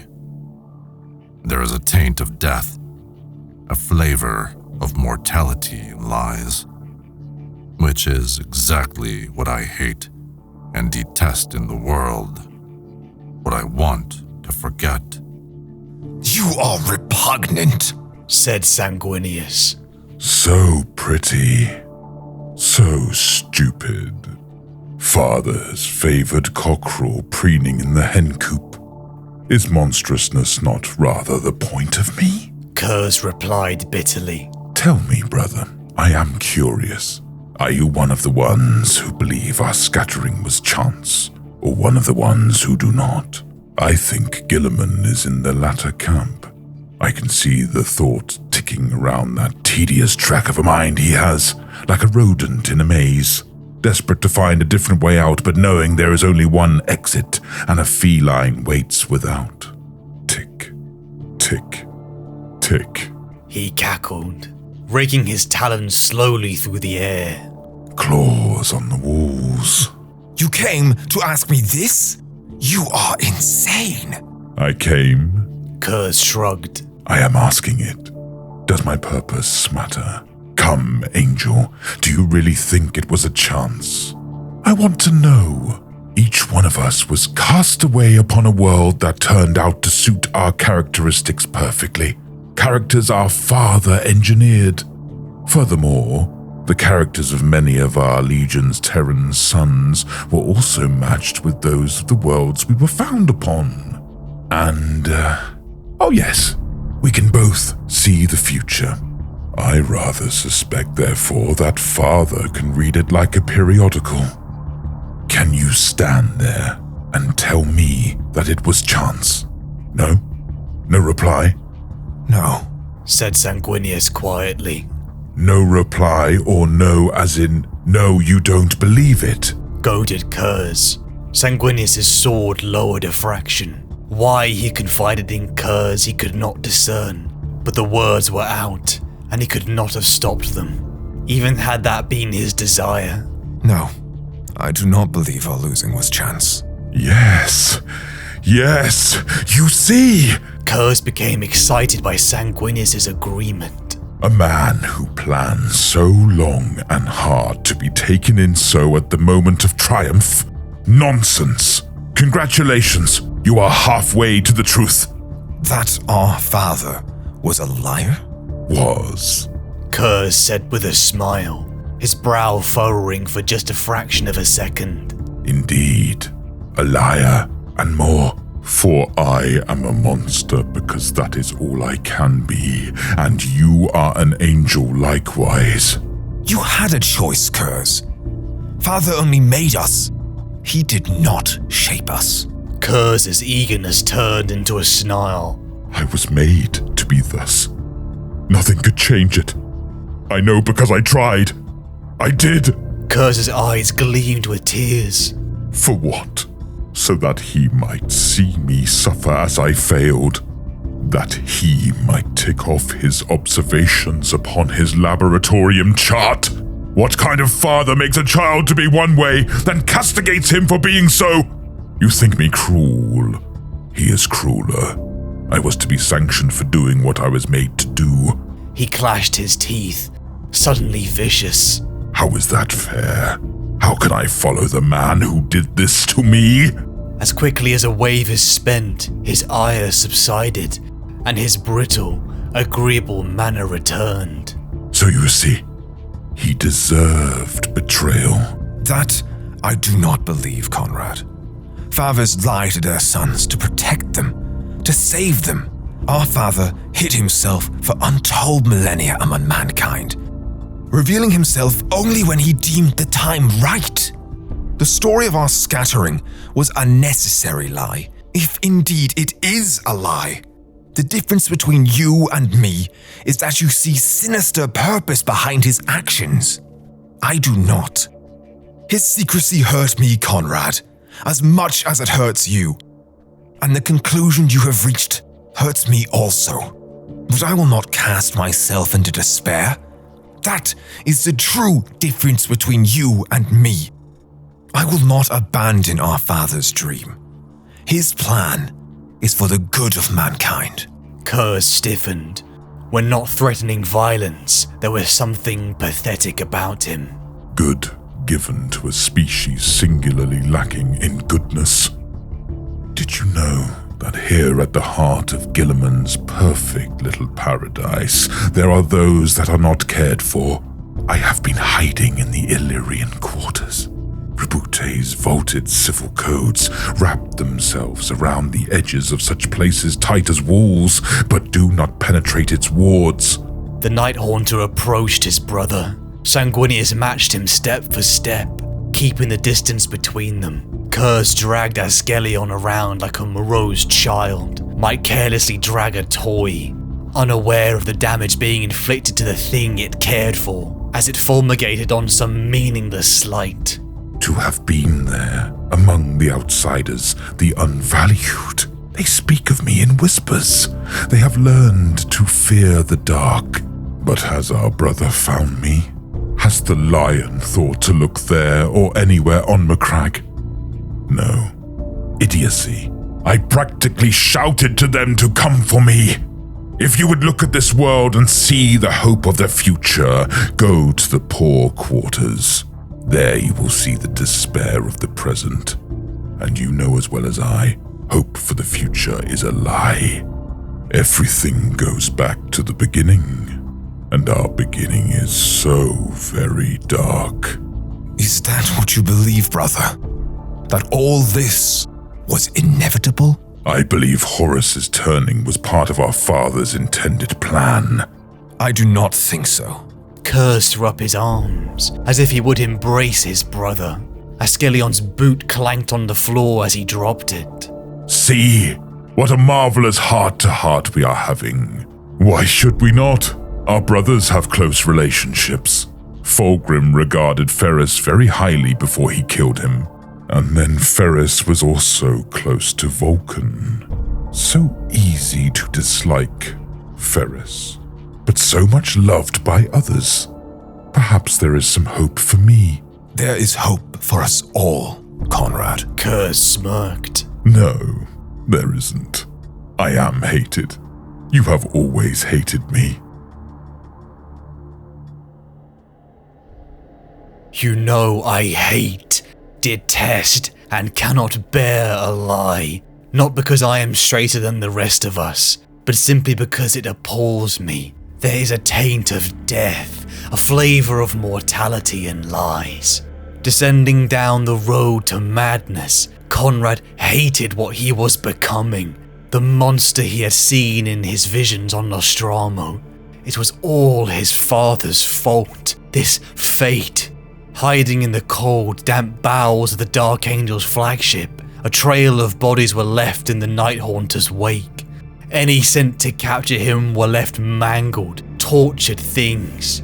some even with bite marks from when the Primarch had become hungry.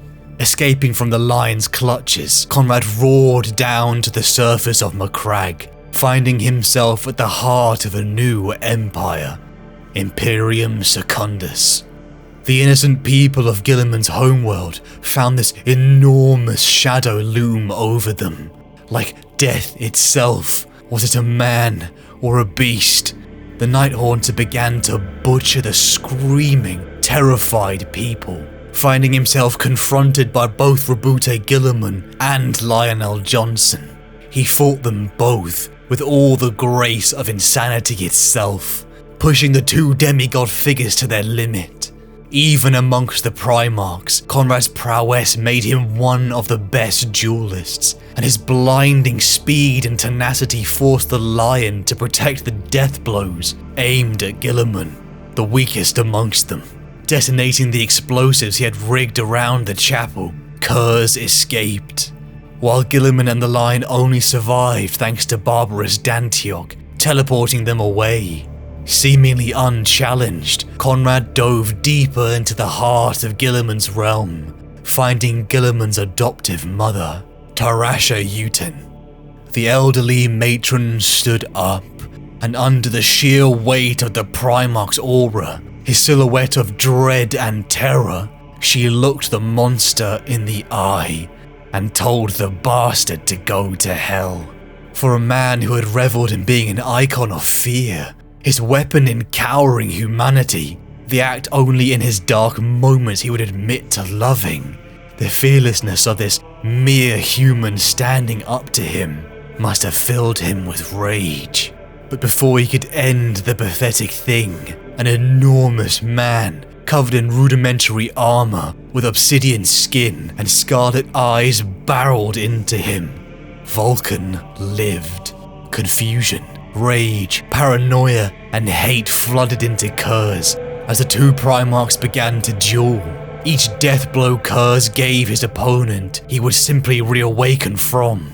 That accursed immortality. The brothers mercilessly attacked each other, but the duel was interrupted by the Cabal assassin, John Grammaticus, and his comrade, Damon Pytanius.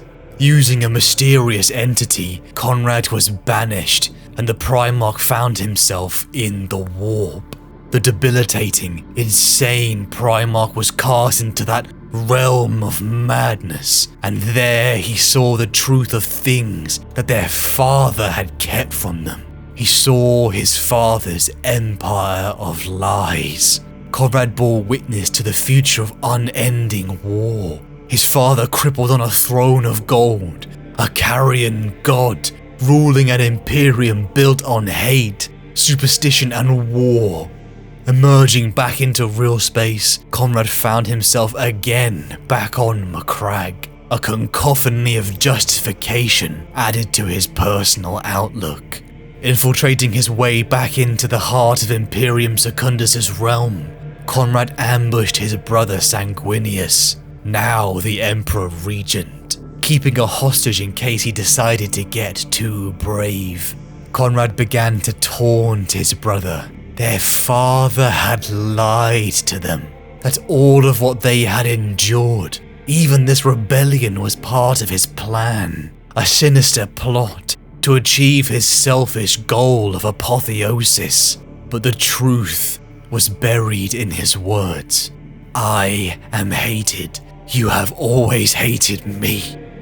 And he did not deserve it. How could you hate someone who had no agency in their life? No choice. His father had made him this broken monster. He had implanted his sense of justice. He had allowed him to weaponize it for the Imperium for over a century. And his reward for all of this was condemnation, and then death at the hands of an assassin.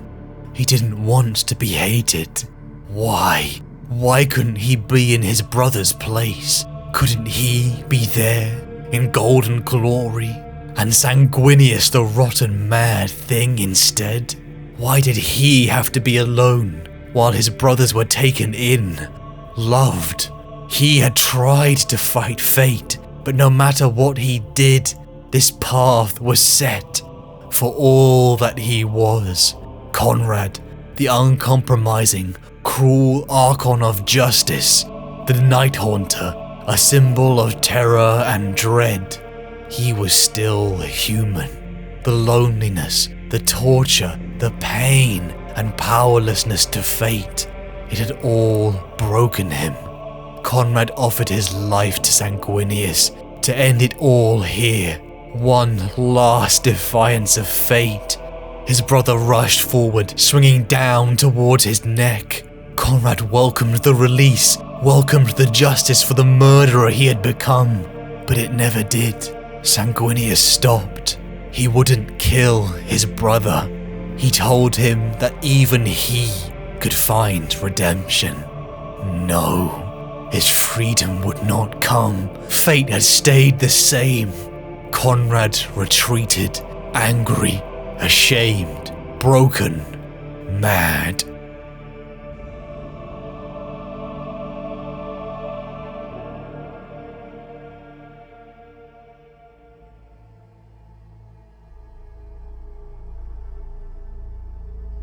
Like a man possessed, Curze began to roam the world of Macragge, reaping the souls of the pathetic creatures that served in his hypocritical father's realm. The man, Konrad, raving about his father's injustices, and the creature, the Night Haunter, brutally killing and torturing, enjoying the power and self-righteousness from the kill. For weeks, Konrad plagued the forces of Imperium Secundus, stirring up the broken and forgotten people who dwelled in the slums of the world. Hated vagrants just like him. However, Lionel Johnson was able to corner his brother, and the Primarchs reenacted a duel they had fought a dozen times. Two of the greatest combatants, even amongst their brothers. The duels was a display of dizzying heights of martial prowess and strength. But finally, after years of hunting his brother, the lion defeated Konrad. But the sight of this poor, demented, and tormented thing captured the last of what was pity in his heart. Instead of death, the lion broke his brother's back over his knee. The wounded, mad Curze was brought into custody and put on trial before the Emperor of Imperium Secundus, Sanguinius. Before Guilliman, Lionel Johnson, and Sanguinius, Konrad freely admitted to all that he had done. It was a joke to put him on trial when he was simply a victim of his father's constructed fate.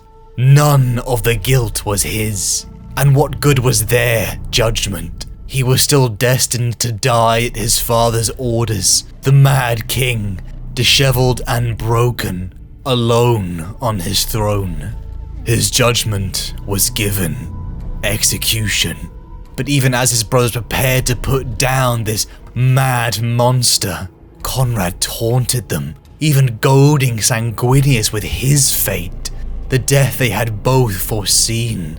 A broken angel, murdered by Horus, his once closest brother. All a path constructed by their father. The enraged Sanguinius lashed out, preparing to strike him down, decrying that this was not how he would die. It was not how it would all end. Moments away from a death unforeseen, the lion appeared, roaring for Sanguinius to stop. Troops came into the room, demanding the lion's surrender, but he responded that Curze's prescience had shown his death would be at the hands of an assassin sent by the Emperor. For Curze to die, his death would have to be ordered by their father, which meant for that future to come to pass, the Emperor and Terror still stood. There was hope yet. With the dissolvement of Imperium Secundus, the Ultramarines, Dark Angels, and Blood Angels raced towards Terror, hoping to break the massive warp storm that had isolated the capital since the early days of the heresy. The raving Konrad, locked within chains, laughed. Once again he had avoided death. His fate was still on track. He was vindicated. he was justified. The Loyalists in their journey to break through the ruin storm followed the prescience of Sanguinius and Curze, the latter only revealing small pieces in rants between his deranged mutterings and apathy towards their cause. Arriving above the world of Davin, the Primarchs descended to the surface, Curze in tow as their prisoner. The further the group descended upon the world, the more Konrad began to panic. He had not foreseen this. All his life, he'd had the comfort of knowing what would happen next. But now he was utterly powerless. He was making decisions. The anger and sadness began to build like a wave in his broken mind. Choice. He had always had no choice. But each step he took towards the warp portal, located deep upon this strange world, was cracking his foundational belief. Arriving at the eerie temple, the brothers were in awe. The warp portal, the epicenter of where their father and Horus had entered that realm of madness. Caught off guard, the group was ambushed, and Sanguinius was swallowed up by the demon Madal's portal, the sight of which made Konrad shriek with concern and sorrow. Of all his brothers, Sanguinius had shown him kindness. Even though he was a monster, Sanguinius loved him, a feeling the all-too-human Konrad buried amongst the madness of the Night Haunter. Guilliman and the Lion began to scream at him, to use his prescience to see where Sanguinius was. But he couldn't. Konrad was panicking. He had seen none of these events, and it was breaking him, calling into question everything he had done. Emerging out of the portal as demons erupted across Davin, Sanguinius dragged the fragile Curze aboard his flagship. As Guilliman and the Lion engaged the traitor forces that were blockading the path to Terra, they allowed Sanguinius and the Blood Angels the opportunity to defend Terra. Aboard his brother's flagship, Sanguinius decided again to bring his brother to Terra, placing Curze within a stasis coffin. As the brothers spoke for the last time, Sanguinius told Konrad that they would both face their destined path. Sanguinius had accepted his fate because he chose to. He was in control of his destiny, just as Konrad had had the choice too. Haunted, furious, and raving, Konrad screamed at his brother, trying desperately to hold on to the justification for it all, as Sanguinius cast his brother's sarcophagi into the void of space.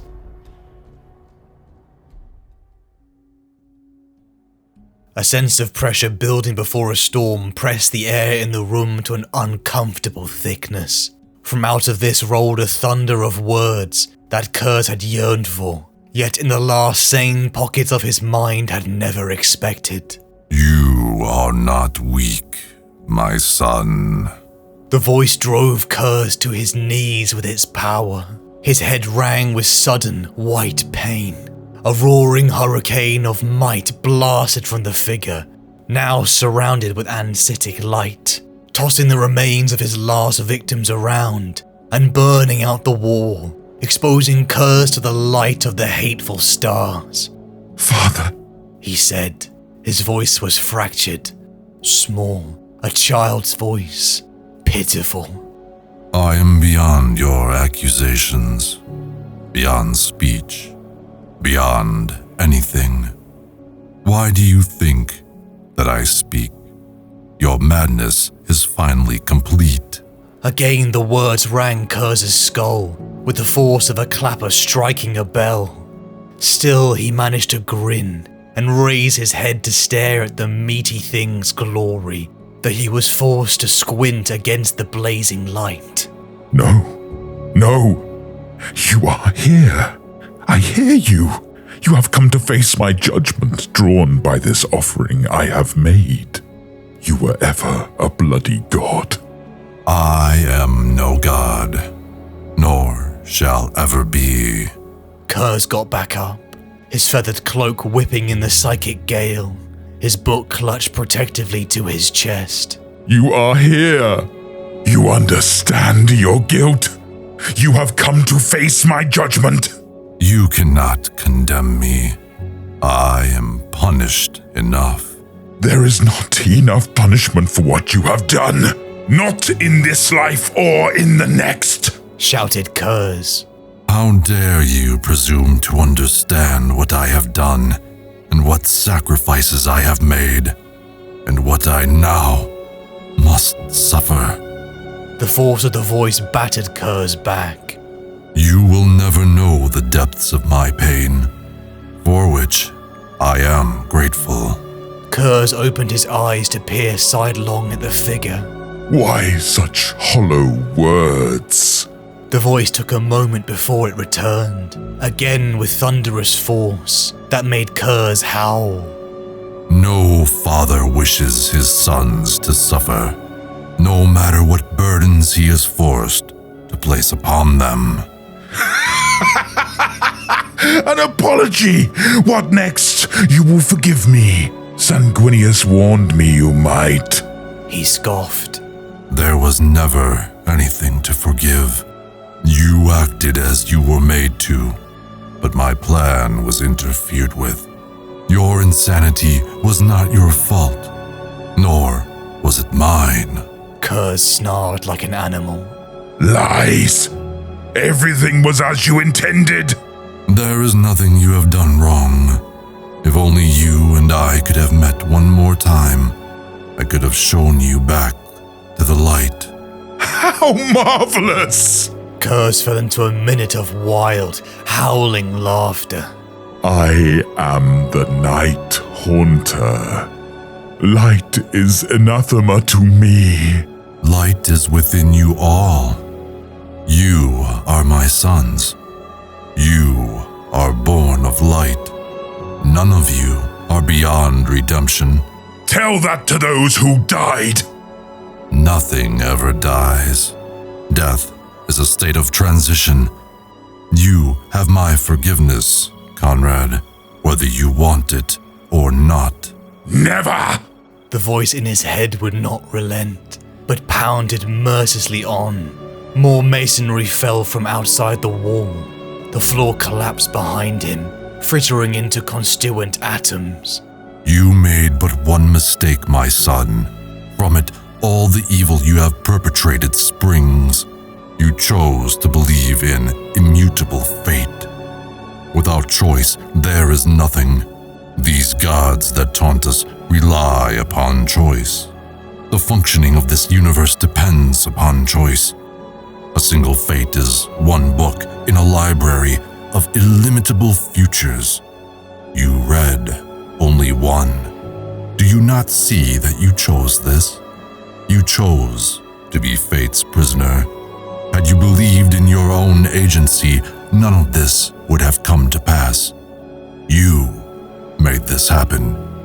You chose to be the way you are. Trapped, manipulated, insane.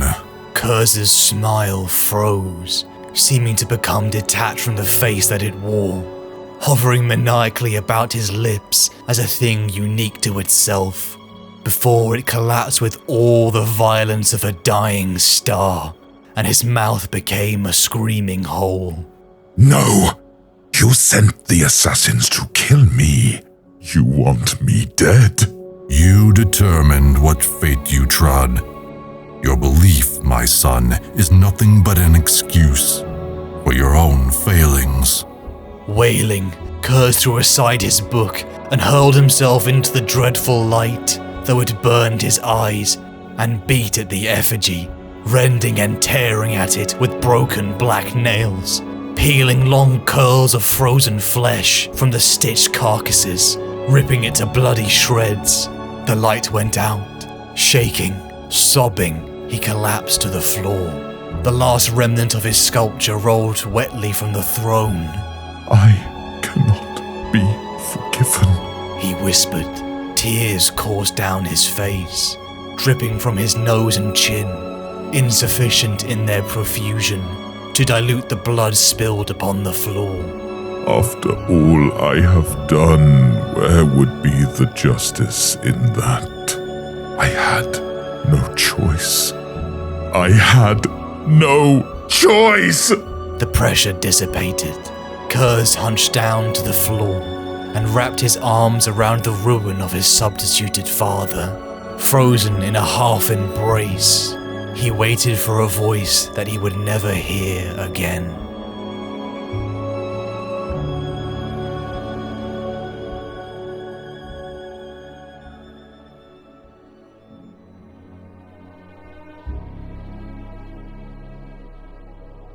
My sons, the galaxy is burning. We all bear witness to a final truth. Our way is not the way of the Imperium. You have never stood in the Emperor's light, never worn the Imperial Eagle, and you never will. You shall stand in midnight clad, your claws forever red with the lifeblood of my father's failed empire, warring through the centuries as the talons of a murdered god. Rise, my sons, and take your wrath across the stars. In my name, in my memory, rise, my Night Lords. KONRAD CURZE, or the Night Haunter. It would be this pathetic, fractured thing that would awaken from the stasis coffin his brother had placed him in. Nearly 3 decades had passed. The rebellion was over. Sanguinius and Horus were dead, and his father laid crippled upon a throne of gold. A war that cost the lives of billions, a war that had destroyed worlds, fractured brotherhoods, families, and the Imperium had been changed forever. Eventually being discovered by a human salvage ship, KONRAD reawakened, massacring the crew. The poor, innocent people aboard. They found this disheveled creature in human form. Some screamed. Some were frozen in place by the sheer dread, but all died at the Night Haunter's hands. KONRAD was a husk, leaping from sprouts of rage, cruelty and torture to something that resembled more of a man. The Night Haunter and KONRAD CURZE, 2 aspects of one mad Primarch. With his freedom, KONRAD made his way to the planet of Salgulsa, foreseeing his legion's arrival in his prescience. Like a puppet on strings, KONRAD played out the part he had seen over a century ago, and prepared himself for the fated death that had once filled him with dread. He isolated himself, alone with his madness. He crafted a sculpture of flesh, made from the broken pieces of legionary slaves and servants. As the rotten, wet, disgusting thing was prodded and stitched, a twisted mockery of his father looked back at the filthy, mad, blood-soaked creature that was KONRAD. He began to argue with it, swearing he could hear it speak. Oh, he hated him. His father, the arbiter of his fate, his architect for the state he was in. Look at him now, a broken corpse god, set on a path where he was to be worshipped as a god, just like he had planned. It was all his fault. Everything KONRAD had done was because of him. He had no agency. He had none of the guilt for the billions who had died. Why him? Why was he chosen to land on Nostramo, growing up unloved and alone? Why did he have to become the Night Haunter, the arbiter of a brutal justice that he had allowed to continue for over a century in the Great Crusade? Why could he have not been in his brother's place, such as Sanguinius and even Corax, 2 brothers cast from the same mold, but yet Corax's gifts were so much better. He haunted the night, but Corax owned it. Why did he make it so that he enjoyed the killing? Why did he make him this monster? Power and golden light began to emanate from the flesh effigy. Words pounded into KONRAD, who in his broken mind he would never know if they were real or in his own head. He began to rage and condemn his father, blaming him for everything. But his father's words cut deeper than any wound ever could. You chose to believe in immutable fate. Without choice, there is nothing. Do you not see that you chose this? You chose to be fate's prisoner. Had you believed in your own agency, none of this would have come to pass. You made this happen. You chose to be the way you are. Trapped, manipulated, insane. The gods of chaos had ripped him from the Emperor's side, and the dark gods had toyed with Konrad, but he was not faultless. Those entities tried to poison him. They had shown him more possible futures when the Prescience took over, but it was Konrad who chose his fate. It was his fault. The words broke him as tears began to fall down his cheek. The boy with the knife on Nostramo, he had chosen to kill him. He had chosen to be the Night Haunter, and Dorn was right. The hatred planted in those you leave alive will pass from one generation to the next until worlds are engulfed in a war, the cause of which none of those fighting will remember. It would never end. His justice was a joke, and Sevatar was right too. How then did the other Primarchs manage to create compliant worlds? How has world upon world managed it without resorting to butchering children and broadcasting their screams across the planetary vox nets? Even the events on Davin, where Konrad's prescience failed him, showing that fate was not set. It was all his choice, and the confoundment of it all was so great that Konrad knew that to accept it, it would break the last string of sanity he had left. It is perhaps the most frightening thing in this world, what humanity does to protect itself.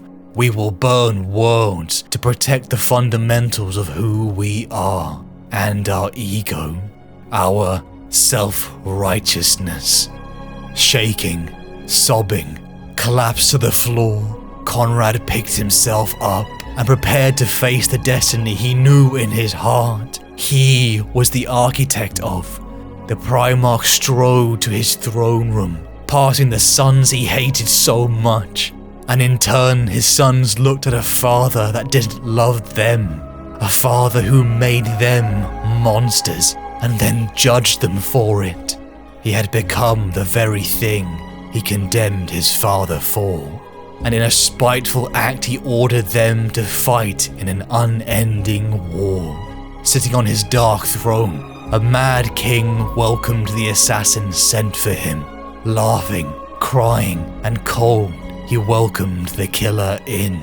Raving with his broken mind, he spoke of vindication, and as his head was cleaved from his superhuman body, Curze escaped the guilt for all that he had done.